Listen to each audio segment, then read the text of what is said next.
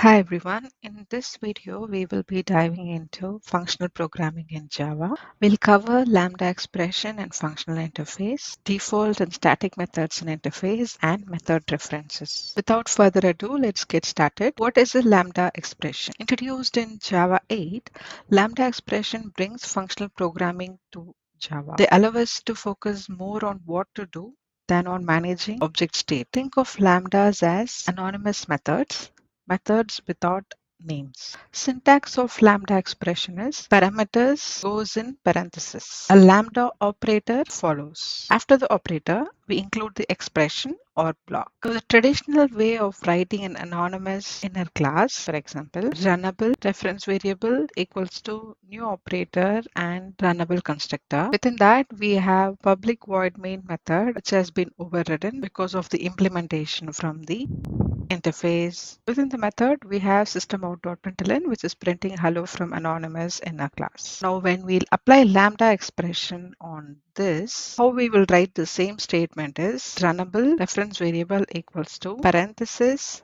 lambda operator followed by system.out.println with a message from the void run method what it used to be in the void run method. So we have replaced the method name with parenthesis followed by lambda operator and the expression that is being defined in your method there. Method references. Method references are shortcuts for calling methods via lambdas. They try to improve the readability and reusability and also allows us reference method directly. The syntax is class name double colon and method name. There are types of method references like reference to static method, reference to instance method of a particular object, reference to instance method of arbitrary object of a particular type, and constructor. So to call static methods, your syntax would be class name double colon static method. To call your instance method of particular object, it is instance double colon method. To call instance method of arbitrary object of a particular type, class name double colon method. To call constructors, it is class name double colon new. Functional interface. What is a functional interface? To understand what is functional interface, let's try to recall what is an interface. An interface is a template which has methods who are abstract in nature, meaning your interface can have abstract methods without any method definition or implementation details. They tell you what to do, they do not tell you how to. That is interface. What is functional interface? A functional interface has exactly one abstract method, making it compatible with Lambda expression. In Java 8, it can also contain any number of default and static methods. By convention, we annotate it with @functional interface, even though your code will work even if you don't add @functional interface annotation. So your interface followed by your interface name, you have exactly one abstract method. So this is the method which is not having any implementation details. Now, how to make this as normal interface? To make this as normal interface, try to add one more abstract method like this. So I have void process, try to add one more method called void process. So those two are going to be two abstract methods. The moment it is reaching the second abstract method, it disqualifies to be functional interface, which will break the compatibility with Lambda and will cause compiler error. Let's look at Java's inbuilt functional interface. Predicate of T. Predicate is a functional interface which accepts type. One argument is accepted and it will return a boolean. Your result from the predicate is going to be a boolean result like true or false. Consumer. So the T letter that we see here is consumer also accepts T. T is generic for type. The type can be string, integer, or anything. So consumer of T accepts one argument, returns no result. When you pass your argument in predicate, you get your result to be in boolean like true or false. When you pass it in consumer, get your result as no result.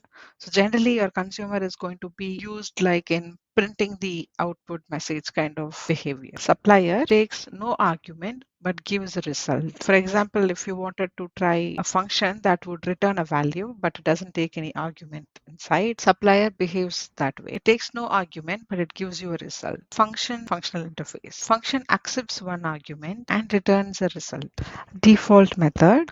In Java 8, to your interface, you can add default and static methods. So to begin with, A default method is a method which has default keyword. You can add implementation details in your default method, which will allow backward compatibility to any other existing interface that is already there. For example, Java 8 was introducing default method. So if any interface that is already having an implementing class that has got implemented does not have to provide any implementation details in their implementation, which is a rework, and that is avoided because your default method is already implemented in your interface level. So the implementing class is by default going to follow the behavior that has been described in the interface. Also, optionally, you can also override your behavior in your implementing class if required. Consider your default method as a normal method with its implementation, but you can do that implementation inside your interface itself. So the second question would be like, so can I have a default method inside my functional interface? Yes, you can have a default method inside your functional interface, but your abstract method should always be only one. Static method. A static method is a method that is declared with static keyword. This method belongs to interface class itself and can be accessed via interface name dot method name or class name dot method name. So static method is not new to Java 8, but adding static methods in interface is new to Java. So previously in Java, you will not be able to add static methods in Java in your interface. Your classes can have static methods and you will be able to refer those methods without creating an instance for your class. But in Java 8, your interfaces can have static methods. And when a static method is present, they are not at class level. If they are added at interface level, then they are at class level and they are not at instance level. For example, to access your default keyword, you will need to create an instance for the implementing class, whereas to access your static method, you don't have to create any instance. You will need to refer it with your interface name or class name. And then comes the question, so can your functional interface have static method? Yes, your functional interface can have static method, they can have default method, but they cannot have more than one abstract method, meaning you can have void process, you can have static process extra detail, you can have default void process letters. So there are three methods that I mentioned. One is static, one is default, the other is an abstract method. Your default and static can have implementation, your abstract method cannot have. But if you wanted to add one more method similar to your previous abstract method, say let's say void print details. This is also an abstract method, meaning there is no detail implemented. So at this moment, this becomes a normal interface and it doesn't become functional interface because we are violating the only one abstract method clause. That's the theory part of your functional interface. Let's try to explore these things by demonstration to understand it better. Thanks for watching. Bye.